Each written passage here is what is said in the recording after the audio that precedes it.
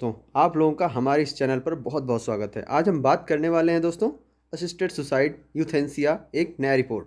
तो दोस्तों, इस करंट अफेयर का एक हम जो सीरीज़ बना रहे हैं, इस सीरीज़ में हम उन टॉपिक्स को कवर कर रहे हैं जो वर्ल्ड वाइड एक इशू बन रहे हैं, जिसमें हमारी गवर्नमेंट ने क्या एक्शन लिया है। बेसिकली सरकार अलर्ट चैनल का काम है कि अलर्ट करना, जो गवर्नमेंट के द्वारा स्कीम्स आ रही हैं, गवर्नमेंट के द्वारा एक्शंस लिया जा रहा है, या उस पर हमारा गवर्नमेंट क्या क्या काम कर रहा है। तो इस पर हम बात करेंगे।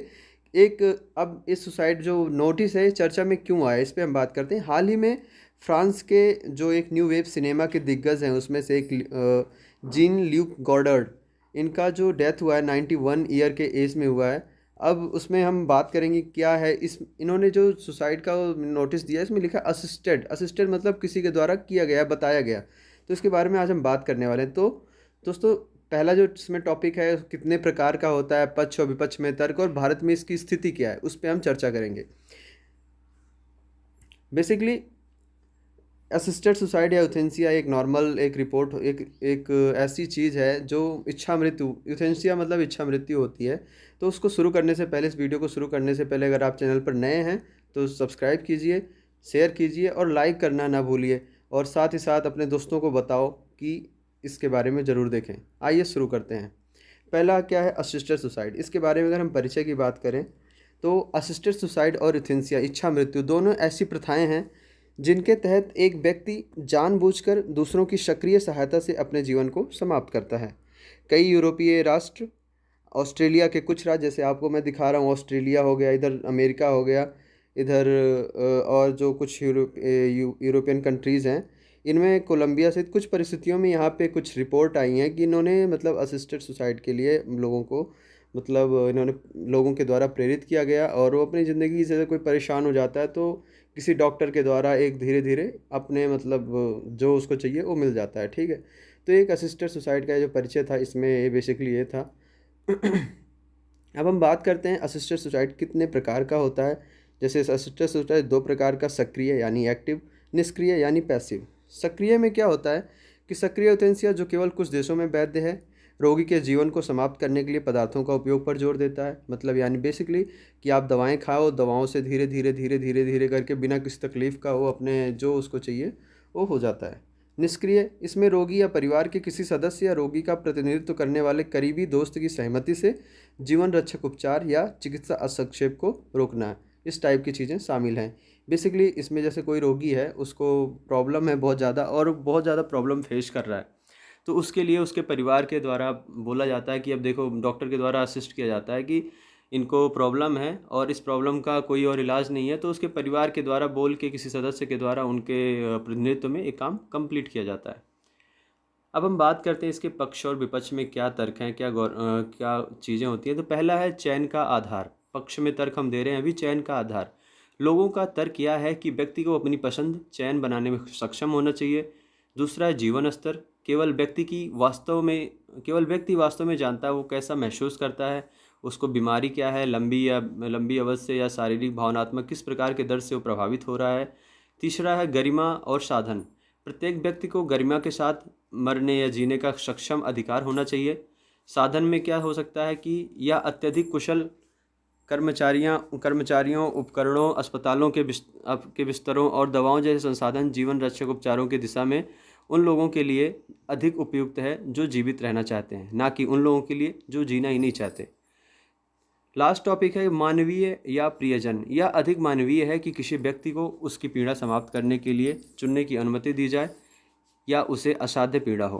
प्रियजन या प्रियजनों की दुख और पीड़ा को कम करने में मदद कर सकता है। तो पक्ष में जो तर्क थे ये मैंने आपको बेसिकली बता दिया है।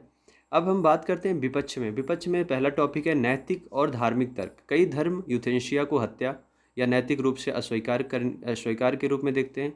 कुछ धर्मों में आत्महत्या भी अवैध है। नैतिक रूप से एक तर्क है कि यूथेनेसिया जीवन की अपवित्रता के लिए समाज के सम्मान को कमज़ोर कर देगी।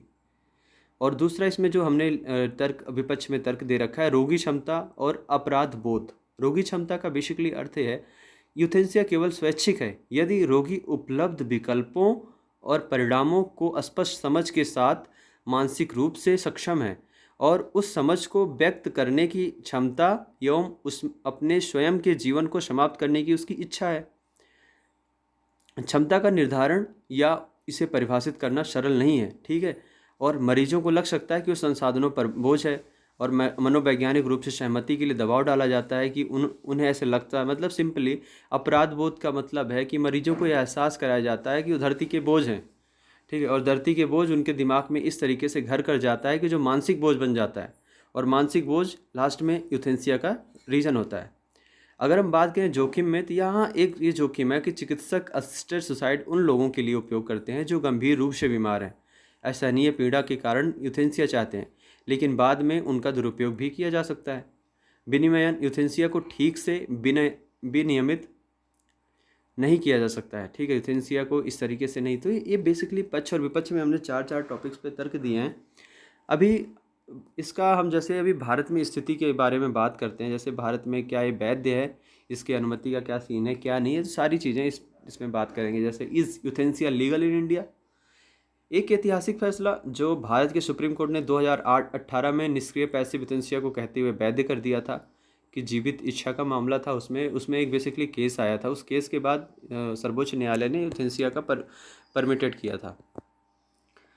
निर्णय में जो दिया था, अपने चेतन मन में एक वयस्क को चिकित्सा उपचार से इनकार करने या कुछ शर्तों के तहत प्राकृतिक तरीके से मृत्यु को प्राप्त करने के लिए स्वेच्छा से चिकित्सा उपचार नहीं लेने का भी निर्णय की अनुमति दी है। न्यायालय ने लिविंग विल के लिए दिशा निर्देशों का एक सेट निर्धारित किया और निष्क्रिय यूथेनेसिया तथा यूथेनेशिया को परिभाषित किया। इसमें मानसिक रूप से बीमार रोगियों द्वारा बनाए गए लिविंग विल के लिए दिशा निर्देश भी निर्धारित किए गए। पहले से ही अस्थायी वेजेटेटिव स्टेट में जाने की संभावना के बारे में जिक्र किया गया। न्यायालय ने सिंपली एक विशेष मामले को देखते हुए कहा कि ऐसे मामलों में रोगी के आधिकारिक भारतीय संविधान के आर्टिकल 21 लाइफ एंड लिबर्टी, मतलब जीवन और स्वतंत्रता का अधिकार के दायरे से बाहर नहीं होंगे। सर्वोच्च न्यायालय का फैसला मार्च 2011 में एक अलग याचिका पर भी फैसले के अनुसार हुआ था। अरुणा शानबाग की ओर से दाखिल एक याचिका पर फैसला सुनाते हुए न्यायालय ने उस नर्स के लिए निष्क्रिय यूथेनेसिया की अनुमति दी थी जिसे दशकों तक एक वनस्पति अवस्था में बिताया था। मतलब एक वनस्पति की अवस्था में 10, 12, 20 साल तक कंटिन्यू ऐसे रही। शानबाग केस भारत में मरने के अधिकार और यूथेनेसिया की वैधता का एक बहस का केंद्र बन गया था। हालांकि 2014 में सर्वोच्च न्यायालय की एक अन्य पीठ ने निष्क्रिय यूथेनेसिया पर पहले के फैसलों में विसंगतियां का हवाला दिया, जिसमें शानबाग मामले में दिए गए कुछ निर्णय भी शामिल था। इन मामलों को एक संविधान पीठ के पास भेज दिया गया। बेसिकली इंडिया में अगर एक केस जन्म लिया तो शानबाग केस के द्वारा हुआ, जो 2011 से और जाके 2018 में इस चीज़ को आर्टिकल 21 से जोड़ते हुए भारत के सर्वोच्च अदालत यानी सुप्रीम कोर्ट ने इस चीज़ की परमिशन दे दी। ये था वीडियो रिगार्डिंग इसके कि यूथेनेसिया इंडिया में परमिट है या यूथेनेसिया का स्टार्ट कैसे हुआ और यूथेनेसिया क्यों ज़रूरी है। इस चीज़ पे हमने जो वीडियो बनाया, अगर आपको पसंद आए तो लाइक शेयर सब्सक्राइब कीजिए और ज़्यादा से ज़्यादा इस चीज़ को शेयर करो, जिससे लोगों को पता चले कि ये भी चीज़ें होती हैं। ठीक है, thank you very much for watching.